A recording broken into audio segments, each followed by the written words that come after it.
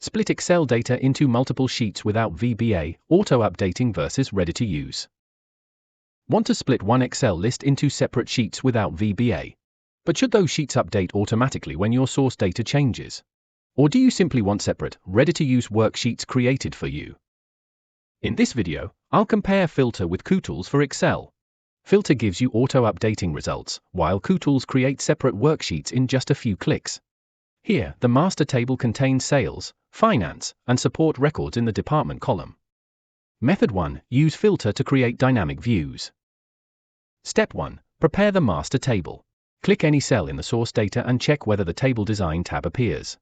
If it appears, the data is already formatted as an Excel table. If not, press Ctrl+T to convert the source range into a table. Then, under the Table Design tab, rename the table Sales Data for this example. Step 2. Create the first department worksheet. Create a new worksheet and name it Sales. In cell B1, enter Sales as the department to display.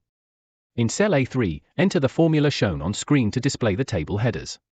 Then, in cell A4, enter the filter formula shown on screen. Excel now displays only the records that match the department entered in B1. Step 3. Create the remaining department worksheets. To create views for the other departments, make copies of the Sales worksheet. Rename the first copied worksheet as Finance. And change the value in cell B1 to Finance. Rename another copied worksheet as Support. And change the value in cell B1 to Support. The formulas stay the same, while each worksheet displays its own matching records. You now have separate views for Sales, Finance, and Support, and all of them stay linked to the master table. The main advantage is that these results remain linked to the master table. When you add, edit, or delete records in the source table, the filter results update automatically. However, Filter does not create the worksheet tabs automatically. You still need to prepare the worksheets, and the displayed results remain formula-based. For ready-to-use worksheets created automatically without formulas, use Kutools for Excel. Method 2. Use Kutools for Excel.